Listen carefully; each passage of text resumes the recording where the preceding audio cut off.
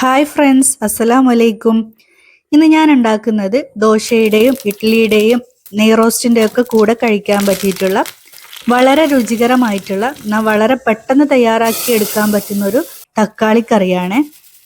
ഇതിന് വളരെ കുറഞ്ഞ ഇൻഗ്രീഡിയൻസ് മാത്രമേ ആവശ്യമുള്ളൂ. ഇനി നിങ്ങൾ ദോശയും ഇഡ്ഡലിയും നെയ്റോസ്റ്റൊക്കെ ഉണ്ടാക്കിയെടുക്കുന്ന സമയത്ത് സാമ്പാറിൻ്റെയും ചട്നിയുടെയും ഒന്നും ആവശ്യമില്ല. ഈ ഒരൊറ്റ കറി മാത്രം ഉണ്ടാക്കിയാൽ മതിയാകും. അപ്പോൾ ഈ ഒരു റെസിപ്പി നിങ്ങൾക്ക് ഇഷ്ടമാവുകയാണെങ്കിൽ പ്ലീസ് ഈ വീഡിയോ ഒന്ന് ലൈക്ക് ചെയ്യാനും ഫാമിലീസിനും ഫ്രണ്ട്സിനൊക്കെ ഒന്ന് ഷെയർ ചെയ്ത് കൊടുക്കാനും മറക്കരുത്. അപ്പോൾ ഈ ഒരു തക്കാളി കറി ഉണ്ടാക്കിയെടുക്കാൻ വേണ്ടി ഞാനിവിടെ ഒരു കുക്കറിലേക്ക് 3 വലിയ നല്ല പഴുത്ത തക്കാളി കട്ട് ചെയ്തത് ചേർത്ത് കൊടുക്കുന്നുണ്ട്. ഇനി ഇതിലേക്ക് മീഡിയം സൈസ് വലുപ്പത്തിലുള്ള ഒരു സവാള നീളത്തിൽ കട്ട് ചെയ്തത് കൂടി ചേർത്ത് കൊടുക്കാം. ഇതിലേക്ക് ഒരു 5-8 ചെറിയ വെളുത്തുള്ളിയാണ് ചേർത്ത് കൊടുത്തിട്ടുള്ളത്. ഇതിലേക്ക് ഒരു 1/2 ടീസ്പൂണ് നല്ല ജീരകവും ആവശ്യത്തിന് ഉപ്പും 1 ടീസ്പൂണ് കാശ്മീരി മുളക് പൊടിയും 1/4 ടീസ്പൂണ് മഞ്ഞൾപ്പൊടിയും 1/2 കപ്പ് വെള്ളവും കൂടി ചേർത്ത് കുക്കർ അടച്ചു വെച്ച് മീഡിയം ഫ്ലെയിമിൽ 2 വിസിൽ വരുന്നത് വരെ ഇതൊന്ന് കുക്ക് ചെയ്തെടുക്കാം.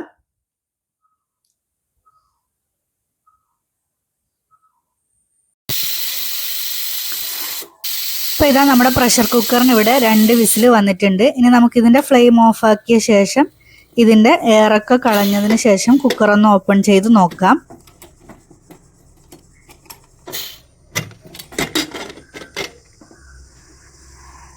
അപ്പോൾ ഇതാ നമ്മുടെ തക്കാളിയും സവാളയും ഒക്കെ നല്ലവണ്ണം കുക്കായി വന്നിട്ടുണ്ട്. ഇത്രയും മതി. ഇനി ഇതിൻ്റെ ചൂട് നന്നായിട്ട് ആറിയ ശേഷം നമുക്കിതൊരു മിക്സിയുടെ ജാറിലേക്ക് ഇട്ട് അരച്ചെടുക്കണം. അപ്പോൾ ഇതാ ഇതിവിടെ നന്നായിട്ട് ചൂടാറി വന്നിട്ടുണ്ട്. ഇനി ഇതൊരു മിക്സിയുടെ ജാറിലേക്ക് ഇട്ട് നല്ല പേസ്റ്റാക്കി അരച്ചെടുക്കാം. കൂടുതൽ പേസ്റ്റാക്കി എടുക്കേണ്ട ആവശ്യമില്ല, കുറച്ചൊരു തരിതരിപ്പോടെ കൂടി അരച്ചെടുക്കാം. അപ്പോൾ ഇതാ ഇതിവിടെ അരച്ചെടുക്കുന്നുണ്ട്. ഇനി ഈ അരച്ചെടുത്തിട്ടുള്ള ഈ ഒരു തക്കാളിയുടെ കൂട്ട് ഈ ഒരു കുക്കറിലേക്ക് തന്നെ ഒഴിച്ചു കൊടുക്കാം. ഇനി നമുക്ക് ഈ ഒരു കറി ഒന്ന് വറവിട്ടെടുക്കണം. അതിനുവേണ്ടി ഒരു ഫ്രൈ പാനിലേക്ക് 2 ടേബിൾ സ്പൂണ് വെളിച്ചെണ്ണ ഒഴിച്ചു കൊടുത്തിട്ടുണ്ട്. ഇനി വെളിച്ചെണ്ണ ചൂടായി വരുന്ന സമയത്ത് ഇതിലേക്ക് 1 ടീസ്പൂണ് കടുക് ചേർത്ത് കൊടുക്കാം. കടുക് നന്നായിട്ട് പൊട്ടി വരുന്ന സമയത്ത് ഇതിലേക്ക് 2-3 വറ്റൽമുളക് ഇതുപോലെ ഒന്ന് കട്ട് ചെയ്തത് ചേർത്ത് കൊടുക്കാം. വറ്റൽമുളകൊന്ന് മൂത്ത് വരുന്ന സമയത്ത് ഇതിലേക്ക് കുറച്ച് കറിവേപ്പില ചേർത്ത് കൊടുക്കാം.